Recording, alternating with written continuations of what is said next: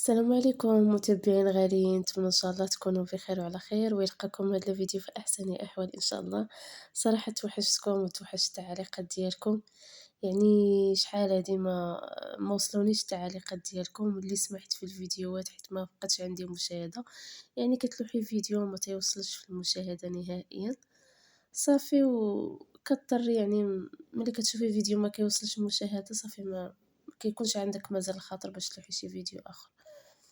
هنا البنات باغا نشارك معكم واحد الوصفة اللي عتقاتني هاد الأيامات، حيت صراحة كرفصني هاد الريح اللي كاين، ومع أنا عندي الحساسية يعني كرفصني بزاف في الصدر، يعني الكحبة كرفصتني بزاف، ما خليت السيروات ما خليت ما جربت.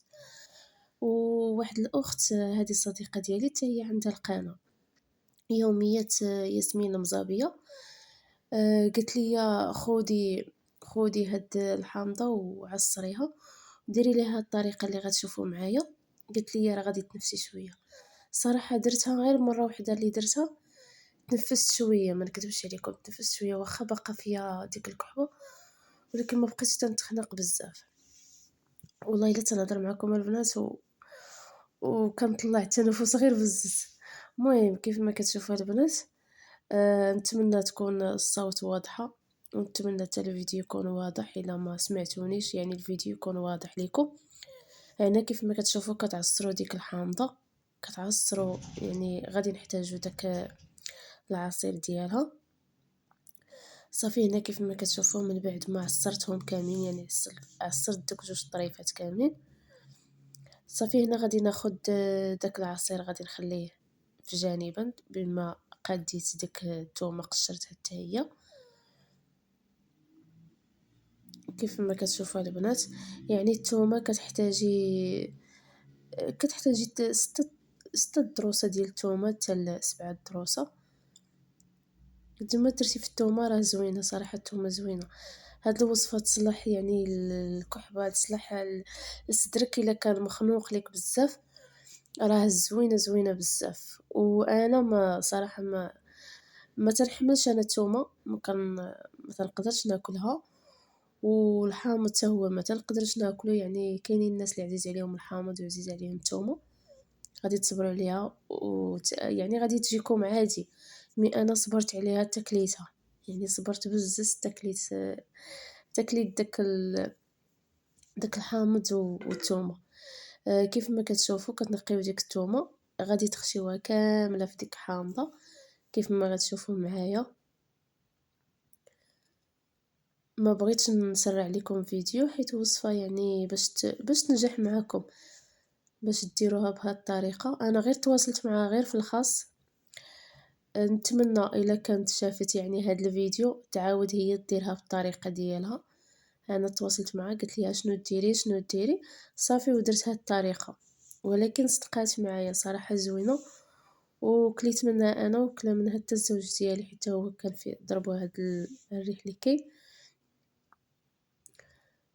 صافي كيف ما كتشوفوا ما سرعتش لكم فيديو، يعني كفيت انا بهاد الريوس اللي عندي هنايا ديال الثومه كيف ما قلت لكم، يعني 7 حتى 8 ديال الثومه.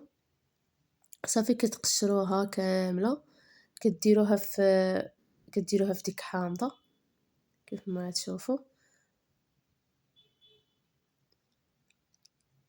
ما درتش مازال دوك الثومات اللي بقاو حيت صراحه انا ما كنحملش الثومه، ولكن صبرت عليها وكليتها.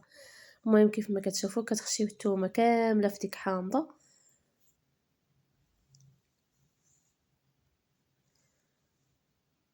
ما عرفتش علاش الفيديو خرج ليا بحال ما هكا، ما يعني صورته عادي بالعرض، يعني ما عرفتش علاش خرج ليا بحال هكا، ما بانش لكم مزيان. المهم البنات كيف ما شفتوا كتخشيو ديك الثومه كلها، كتخويو عليها داك العصير اللي نتوما درتوه، يعني كترجعوا داك العصير ديال الحامض كترجعوا لديك داك النص ديال الحامض، يعني كترجعوا داك العصير كامل. صافي هنا البنات كتاخذوا شي كسرونه ولا شي كامله ولا على حسب نتومايا، كتخويو فيها تقريبا الكاس ديال الماء، انا خويت فيها الكاس كبير ديال الماء، وتتاخدي ديك الحامضه داك النص ديال الحامضة كتسديها بداك النص آخر، راه واخا يتخوى ليكم داك العصير تما، يعني داك الماء كامل راه غيتشرب.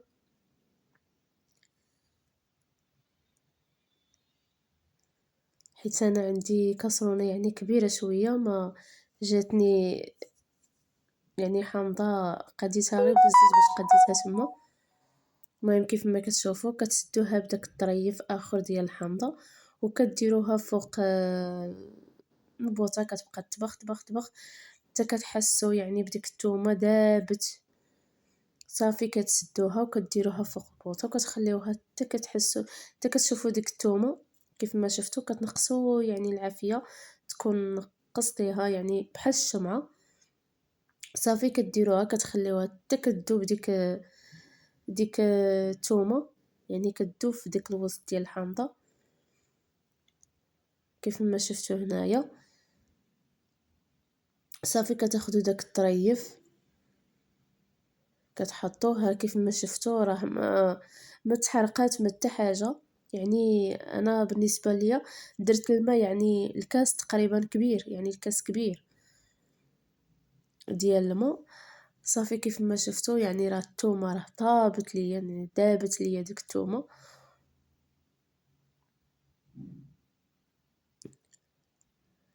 حتى داك الطريف اخر ديال الحامضه تقدروا تاكلوه، يعني تحيدوا منه داك القشره اللي في الداخل تاكلوها كامله. راه زوينه يعني الناس اللي كيعجبهم يعني الحامض. بالنسبه لي انا لا، انا كليت غير 2 معالق من هذيك كملها راجلي، ما قدرتش عليها انايا. انا كليت غير 2 معالق وعطاتني شويه نتيجه الحمد لله. صافي كيف ما شفتوا كتبقاو ديروا تخلطوها مزيان، يعني حتى كتحس لي يعني على شكل كيف ما شفتوا. صافي كتخليوها يعني تخليوها تبرد شويه. صافي كتزيدوا معاه شويه ديال العسل، العسل يكون يعني العسل مزيان ولا عسل حور الا عندكم.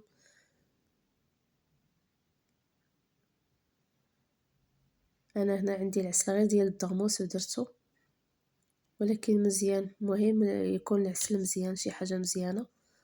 صافي كتخلطوها مزيان حتى كتحصلوا على داك الشكل الكريمي وتتاكليه. صافي كيف ما كيبان لكم البنات غادي نبقى نخلط مزيان، يعني باقي داك حامضه داك الطريف ديال الحامض باقي شاد فراسو. انا حيدت غير ديك القشره اللي فيها وخلطت مع ديك الثومه. صافي خلطتهم مزيان وكليت منهم تقريبا انا 2 معالق، كليت معاهم 2 معالق. راجلي كملها ما قدرتش انا نكملها، ولكن تنفست بها شويه الحمد لله.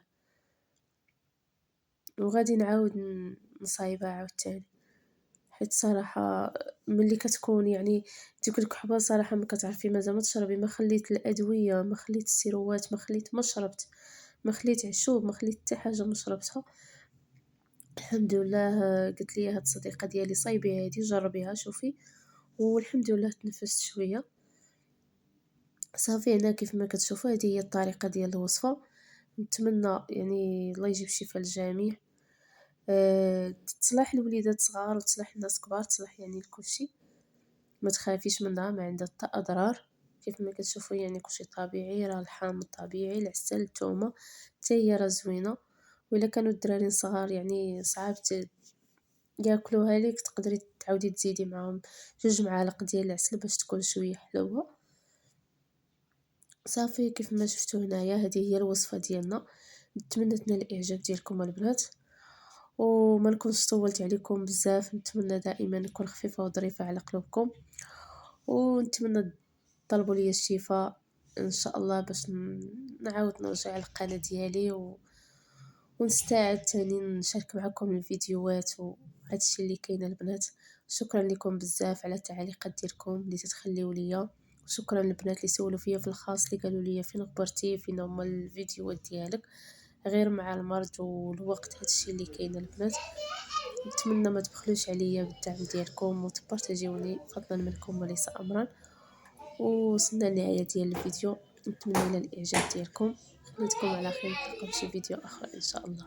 السلام عليكم ورحمة الله تعالى.